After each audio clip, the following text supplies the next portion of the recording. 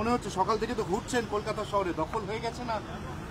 না না, এই যে একটা মানে কারা দখল করতে আসবে, কলকাতা দখল হয়ে যাবে, মানে এত ভয় পেয়ে আছি। দেখুন, আমি ফোর্ট উইলিয়ামের পাশে এসে দাঁড়িয়ে আছি, মানে এত ভয় পেয়ে আছি যে 4 দিনের মধ্যে কলকাতা দখল। ঠক ঠক করে কাঁপছি শুধু নয়, যে কোনো মুহূর্তে তো কলকাতা দখল হয়ে যাবে। তো আমি সকাল থেকে এসে ফোর্ট উইলিয়ামের পাশে দাঁড়িয়ে আছি, বাবা এখানে কিছু হলে সেনা টেনা বাঁচাবে। তো এই ধরনের বাল্যখিল্য আচরণ, দায়িত্ব জ্ঞানহীন কথাবার্তা যারা বলছে, এগুলো পাগলের প্রলাপ। এই দুটো দেশের যে সৌহার্দ্যপূর্ণ পরিবেশ, মৈত্রী, আমরা সেগুলো চাই। তার বদলে কিছু লোক, কিছু অশুভ শক্তি আপত্তিকর কাজ করছে, সংখ্যালঘুদের উপর আক্রমণ করছে, দায়িত্বজ্ঞানহীন কথাবার্তা বলছে, ভারত বিরোধী প্রচার করছে, ভারত বিরোধী আন্তর্জাতিক শক্তিকে নিজেদের মঞ্চকে ব্যবহার করতে দিচ্ছে, বাংলা বিরোধী কথা বলছে। এগুলো অবাঞ্ছিত। ফলে আমরা বারবার যেটা বলছি, কনক্লুশনটা এক জায়গায়, যে বাংলাদেশের মধ্যে যেগুলো হচ্ছে, যেহেতু neighbouring country and neighbouring state, আমাদের এখানে আজকালকার মিডিয়া বা সোশ্যাল মিডিয়ার যুগে তো প্রভাব পড়ে। কেন্দ্রীয় সরকারের উচিত, আমাদের দিল্লির সরকার উচিত অবিলম্বে এই একজন সচিব ঘুরে এলেন, মিটিং করলেন, আরে অপারেটিভ পার্ট কি, এফেক্টিভ কিছু করা, যাতে এই ধরনের অশান্তি এবং দায়িত্বজ্ঞানহীন মন্তব্যগুলো বন্ধ হয়। এগুলো তো প্ররোচনা, এগুলো তো উস্কানি। দিল্লির মুখে কুলু পেটে বসে আছে, আর এখানে বিজেপি তার সুযোগ নিয়ে ধর্মীয় ভেদাভেদের প্ররোচনা দিচ্ছে, রাজনীতি করছে। আমরা এটার বিরোধিতা করি। বিজেপি বলছে শ্রমিক ভট্টাচার্য ধর্মীয় বিভাজন আনছেন মমতা বন্দ্যোপাধ্যায়, একদিকে জগন্নাথ মন্দির, অন্যদিকে বাবরি মসজিদ তৃণমূল কংগ্রেসের। আচ্ছা, এর সঙ্গে কোথায় ধর্মের বিভাজন? সব ধর্মকে যদি কেউ সম্মান করে, একটা দল যদি বলে যে ধর্ম যার যার, বাংলা সবার, ধর্ম যার যার, ভারতবর্ষ সবার, এর মধ্যে ভেদাভেদটা কোথায়?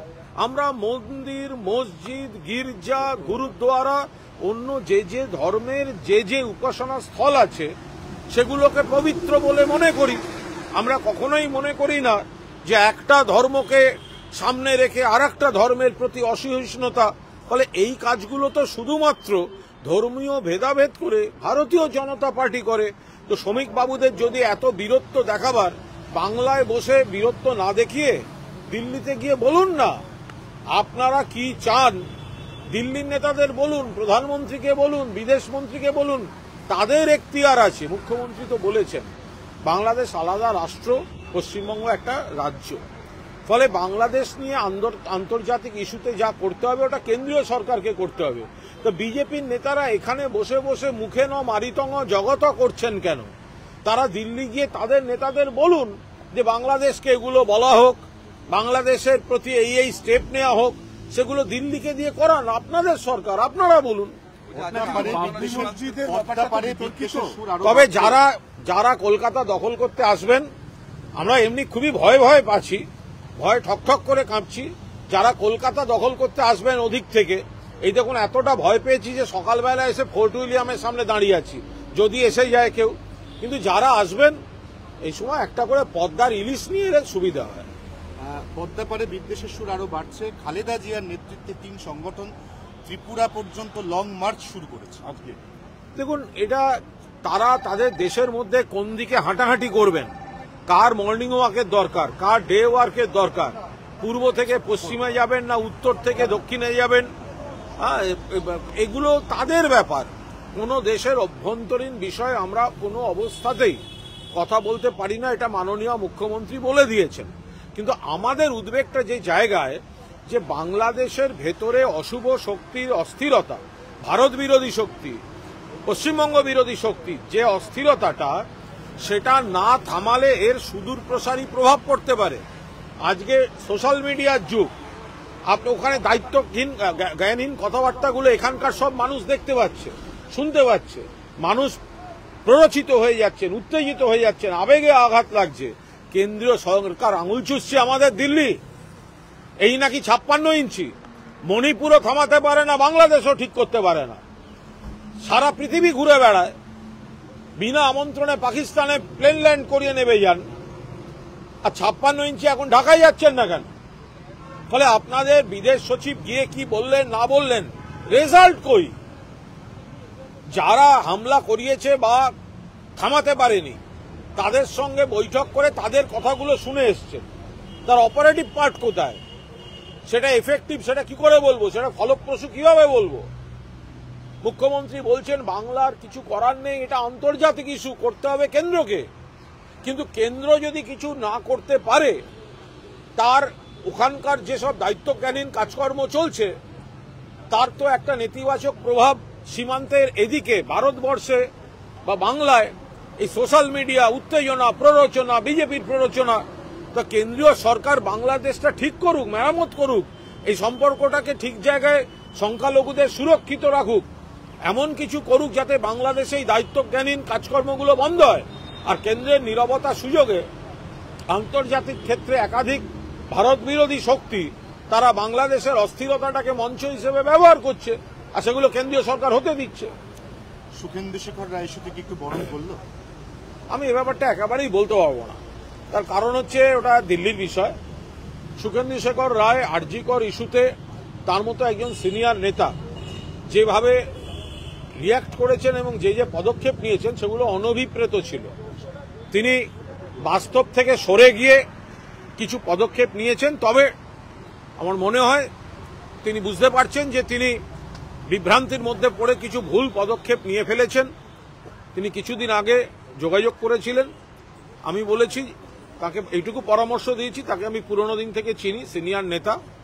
তাকে বলেছি যে আমি কমিউনিকেট করেছি যে তিনি সম্পূর্ণ বাস্তবটাকে না বুঝতে পেরে কিছু বিপথগামী অসংযত প্রতিক্রিয়া দেখিয়েছেন। তার মতো সিনিয়র নেতা, তার কাছ থেকে সেগুলো অভিপ্রেত ছিল না। কিন্তু তার যদি কোনো বক্তব্য থাকে সেটা মাননীয় দলনেত্রীকে জানান। আমি শুনেছি তিনি জানিয়েছেন, এর পরবর্তীকালে কি সেটা আমার এখতিয়ারে পড়ে না, সেটা দলের শীর্ষ নেতারা দেখবেন, যা বুঝবেন।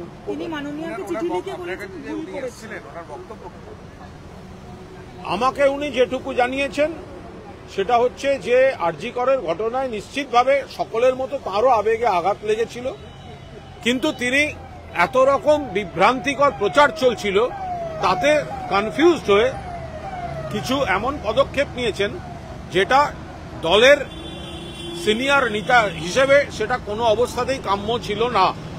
এবং তিনি ক্রমশ বুঝতে পারছেন যে বহু মিথ্যা তথ্য, ভুল খবর সেই সময় ছড়িয়ে দেওয়া হয়েছিল এবং তিনি সেই সবের ফাঁদে পা দিয়ে কিছু ভুল পদক্ষেপ নিয়ে ফেলেছেন। কিন্তু তিনি পরিষ্কার জানিয়েছেন তিনি মমতা বন্দ্যোপাধ্যায়ের বাইরে ছিলেন না এবং বাইরে থাকতেও চান না, এবং তার তরফ থেকে যে ভুল হয়েছে সেটা তিনি মাননীয় নেত্রীকে কমিউনিকেট করেছেন। আমি এইটুকু জানি, কারণ এইটুকু আমাকে কমিউনিকেট করা হয়েছে। এর বাকিটা কি, এটা দল কিভাবে নেবে বা কিভাবে রিয়াক্ট করবে, এটা দেখার এখতিয়ারও আমার নয়, বলার এখতিয়ারও আমার নয়, আমি জানি না। সমবায় নির্বাচন সেখানে এবার সেন্ট্রাল পোস্ট যেভাবে হচ্ছে, এবং আজকে শুভেন্দু টুইট করেছে একটা ভিডিও পোস্ট করে যে ওখানে আপনারা শাসক দল মানে ভোট লুট করেছেন, এবং সেখানে পুলিশ যদি সমবায়তে ভোট লুট করে তাহলে রাজ্য বিধানসভা লোকসভায় কত করবে? দেখুন, এদের না এগুলো পুরনো গল্প, নাচতে না জানলে উঠোন বাঁকা। ফলে এই ধরনের কথাবার্তাগুলো অসার বস্তু। এরা এই 21 সাল থেকে যে কেন্দ্রীয় বাহিনী এসে ভোট করবে, আরে কেন্দ্রীয় বাহিনী এসেই তো ভোট করেছিল। 24 সালে কেন্দ্রীয় বাহিনী এসে ভোট করবে, তৃণমূল বাড়লো, বিজেপি কমে গেল। ফলে এরা সব জায়গায় নিজেদের পরাজয়গুলোকে ঢাকতে এই ধরনের কাণ্ড কারখানা করে নিজেদের সাংগঠনিক ব্যর্থতা, মানুষের সঙ্গে জনবিচ্ছিন্নতাকে ঢাকতে এই ধরনের নানা রকম নাটক করেন। এটা তার মধ্যেই একটা সংলাপ।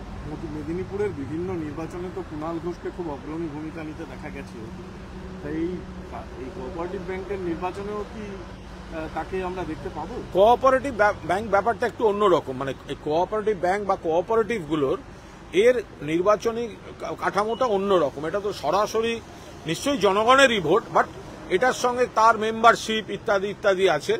এগুলো যারা বিশেষজ্ঞ, যারা বোঝেন, তাদের মতামত নিয়ে চলাটাই ভালো। বাকি তো নিশ্চয়ই আমরা বা দলের যার যেরকম সহযোগিতা করার দরকার আমরা করব, কিন্তু কোঅপারেটিভটা একটা নির্দিষ্ট স্টাইলে ভোট হয়, ভোটার লিস্টটা আলাদা। ফলে সেটা যারা বিশেষজ্ঞ বা যারা অভিজ্ঞ এই সব বিষয়ে তারা এগিয়ে গিয়ে সামাল দেওয়াটাই ভালো।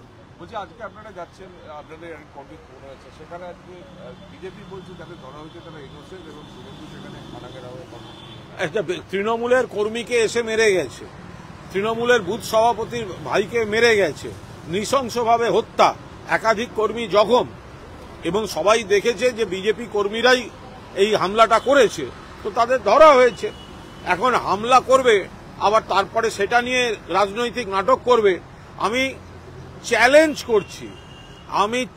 করছি বিজেপির কোন নেতার ক্ষমতা থাকলে নিহতের স্ত্রীর সামনে গিয়ে দাঁড়ান।